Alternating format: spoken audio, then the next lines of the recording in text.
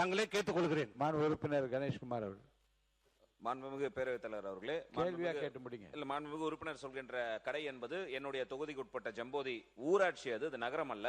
அந்த மக்கள் இது மட்டுமல்ல, இன்னும் 4-5 ஊர்ல மக்கள் மிகிடந்து உங்கள் மீது நம்பிக்கை வைத்துதான் அந்த இடத்துல கடை வேண்டாம்ன்றார்கள். மாண்புமிகு அமைச்சர் அவர்கள் கனிவோடு கவனிச்சு அந்த கடையை மூடிடலாம். நீங்க இடமாற்றம் செய்ய வேண்டிய அவசியம் இல்லை. உங்களுக்கு வேற இடம் இல்ல, மக்கள் பிரச்சனை செய்கிறார்கள் என்று சொன்னால் தயவு செய்து அந்த கடையை மூடி விடுங்கள். இடமாற்றம் செய்வதற்கான நடவடிக்கை எடுக்க வேண்டாம் என்று கேட்டு விரும்புகிறேன். மாண்பு உறுப்பினர் சி. சண்முகம் அவர்கள் பொய்யானது என்று சொன்ன வார்த்தை நீக்கப்பட்டு உண்மைக்கு மாறானது என்று மாற்றப்படுகிறது. மதுரைத்துறை அமைச்சர் அவர்கள். மாண்புமிகு பேரவைத் தலைவர் அவர்களே, மாவட்ட ஆட்சியரின் அவர்கள் சொல்படிதான் இப்ப இந்த தகவல் இங்கு வழங்கப்பட்டது. மேலும் மாண்புமிகு சட்டமன்ற உறுப்பினர்களுடைய கருத்துக்களை ஆய்வு செய்து அங்கு தவறுகள் இருப்பின் நிச்சயம் இந்த அரசு பரிசீலிக்கப்படும்.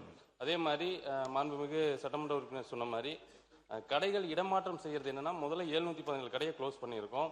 இது ரொம்ப பெரிய முடிவு. கடந்த காலத்துல விட இது 700 பேசுங்க. அண்ணா இதை கேட்கறீங்க, மூடி இருக்கோன்னு கேட்கறீங்களா? நீங்க பேசுங்க. நிச்சயம் அந்த 717 கடைகளான லிஸ்ட இன்னைக்கு சாயந்தரம் கூட கொடுக்கறதுக்கு அரசு தயாரா இருக்கு.